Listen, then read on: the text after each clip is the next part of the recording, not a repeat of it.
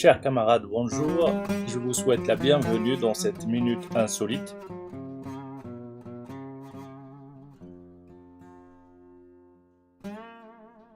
Aujourd'hui, j'aimerais vous parler de quelques erreurs mathématiques qu'on trouve dans le Coran.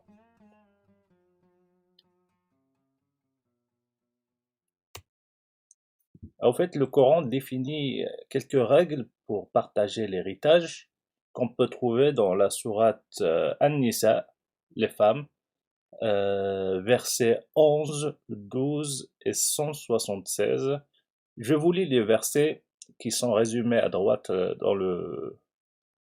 sous forme d'un tableau avec les parts de chaque héritier. Donc le verset 11 dit: Voici ce que Allah vous enjoint au sujet de vos enfants. Au fils, une part équivalente à celle de 2 filles. S'il n'y a que des filles, même plus de 2, à elles alors 2 tiers de ce que le défunt laisse. Et s'il n'y en a qu'une, à elle alors la moitié. Quant au père et mère du défunt, à chacun d'eux le 6e de ce qu'il laisse, s'il y a enfant. S'il n'a pas d'enfant, et que ses père et mère héritent de lui, à sa mère alors le tiers. Mais s'il a des frères, à la mère alors le 6e, après exécution du testament qu'il aurait fait au paiement d'une dette. De vos, de vos ascendants ou descendants, vous ne savez pas qui est le plus près de vous en utilité. Ceci est un ordre obligatoire de la part d'Allah, car Allah est certes omniscient et sage. Le verset 12 dit: Et à vous la moitié de ce que laissent vos épouses, si elles n'ont pas d'enfant. Si elles ont un enfant, alors à vous le quart de ce qu'elles laissent, après exécution du testament qu'elle aurait fait ou paiement d'une dette. Et à elles un quart de ce que vous laissez, si vous n'avez pas d'enfant. Mais si vous avez un enfant, à celle alors le 8e de ce que vous laissez, après exécution du testament que vous auriez fait ou paiement d'une dette. Et si un homme ou une femme meurt sans héritier direct, cependant qu'il laisse un frère ou une sœur, à chacun de ceux-ci alors un 6e. S'ils sont plus de 2, tous alors participeront au tiers, après exécution du testament ou paiement d'une dette, sans préjudice à quiconque. Telle est l'injonction d'Allah, et Allah est omniscient et indulgent. Et le dernier verset 176 dit: Il te demande ce qui a été décrété, dit, au sujet du défunt qui n'a pas de père, ni de mère, ni d'enfant, Allah vous donne son décret. Si quelqu'un meurt sans enfant, mais a une sœur, à celle-ci revient la moitié de ce qu'il laisse. Et lui, il héritera d'elle en totalité si elle n'a pas d'enfant. Mais s'il a 2 sœurs ou plus, à elle alors les 2 tiers de ce qu'il laisse. Et s'il a des frères et des sœurs, à un des frères alors revient une portion égale à celle de 2 sœurs. Allah vous donne des explications pour que vous ne vous égariez pas, et Allah est omniscient. Donc à partir de ces versets, les savants musulmans, les théologiens, ont sorti des règles pour partager l'héritage en islam, et on peut définir ou catégoriser les héritiers en 2 classes. Il y a ce qu'on appelle le fard. Ce sont les gens qui ont une part explicite, un ratio décrit dans le Coran, qui le touche en premier. Après, il y a une autre catégorie qu'on appelle tasib. Et elle correspond à des gens qui auront le reste de l'héritage après avoir donné les parts des autres. Là, j'ai mis un tableau plutôt simplifié des cas qui nous intéressent, des héritiers qui nous intéressent pour illustrer mon propos. C'est un peu plus complexe que cela, mais ça couvre un petit peu les éléments dont j'ai besoin pour ma démonstration. Donc, à partir des livres du fiqh, de la jurisprudence islamique, nous avons l'époux qui hérite d'un demi de l'héritage s'il n'a pas d'enfant, ou un quart s'il y a des enfants. C'est-à-dire si son épouse décède, il prendra soit la moitié s'il n'y a pas d'enfants, soit le quart s'il y a des enfants. Et l'épouse, elle hérite, elle, du quart si elle n'a pas d'enfant, ou du huitième s'il y a des enfants. Le fils hérite par tasib, c'est-à-dire il prend le reste de l'héritage après avoir donné la part des autres héritiers. Donc il n'a pas de part fixe. La fille unique, elle prend la moitié. S'il y a plusieurs filles, elles se partagent les 2/3. Le père du défunt, il y a deux cas de figure. Soit le défunt n'a pas d'enfant, dans ce cas-là, il passe dans la catégorie de tasib, c'est-à-dire il va prendre le reste après avoir donné aux autres héritiers. Ou bien, s'il y a des enfants, il prendra un sixième. La mère prend le tiers s'il n'y a pas d'enfants pour le défunt, ou bien elle prend un sixième s'il y a des enfants. La sœur unique prend un demi, et s'il y a plusieurs sœurs, sans frère, elle se partage 2/3. Voilà un résumé simplifié, on va dire, de quelques règles d'héritage dans l'islam.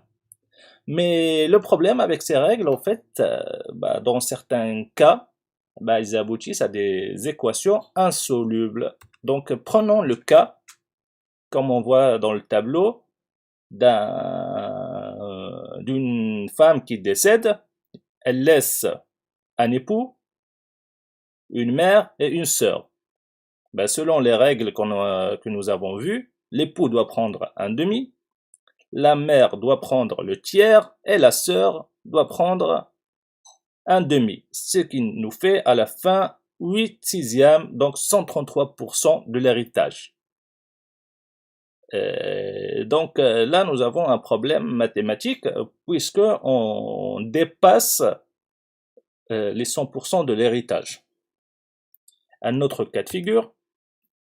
Donc pareil, on a une femme qui décède, elle laisse un époux, une mère et deux sœurs. Du coup, nous avons l'époux qui doit prendre la moitié, la mère qui doit prendre le tiers, et les deux sœurs qui doivent se partager les 2/3. Ce qui au final nous fait 9 sixièmes, et donc nous avons 150% de l'héritage. Un autre cas de figure. Donc nous avons le mari qui décède et qui nous laisse 3 filles, l'épouse, le père et la mère. Donc les 3 filles doivent se partager les 2/3. L'épouse doit prendre un huitième, le père doit prendre un sixième et la mère doit prendre un sixième. Au final, ça nous fait 27 sur 24, ce qui fait 112% de l'héritage. Et encore un autre exemple, si nous prenons cette fois-ci la femme qui décède, elle laisse derrière elle 3 filles, un époux, son père et sa mère.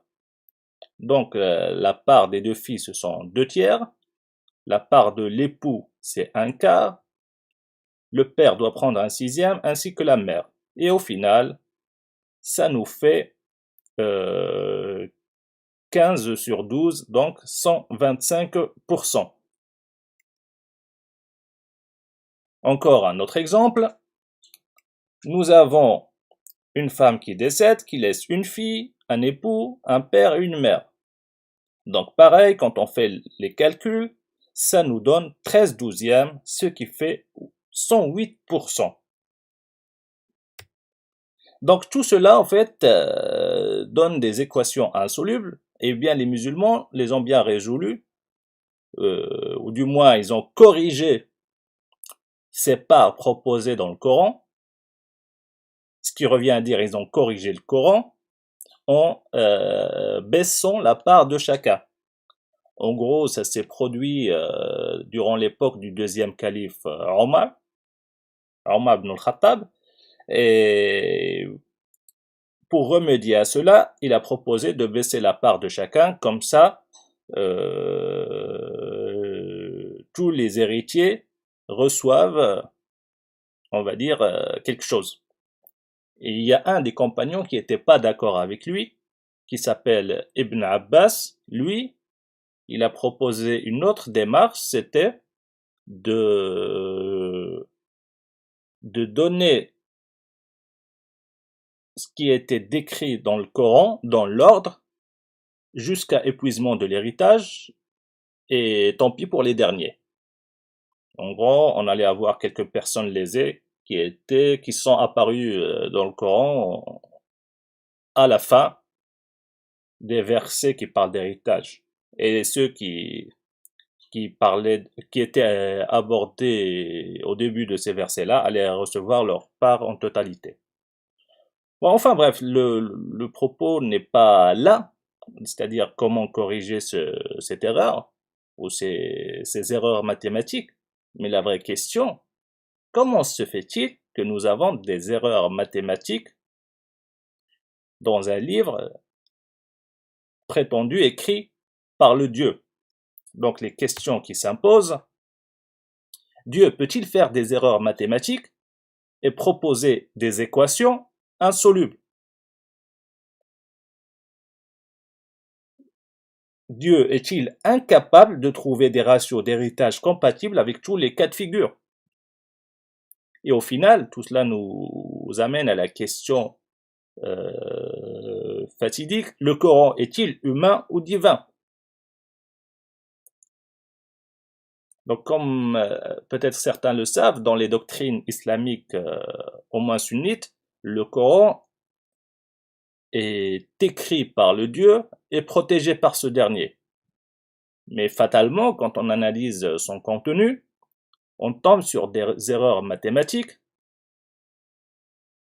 qui ne peuvent être qu'humaines. Comment se fait-il que le Dieu qui a créé l'univers, créé la Terre, les étoiles, la galaxie, la Voie lactée,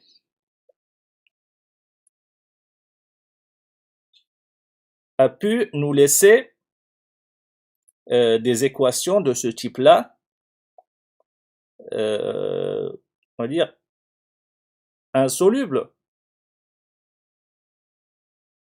Lui, le sage et l'omniscient, théoriquement, il est capable de trouver des ratios opérationnels, fonctionnels, compatibles avec tous les cas de figure d'héritage.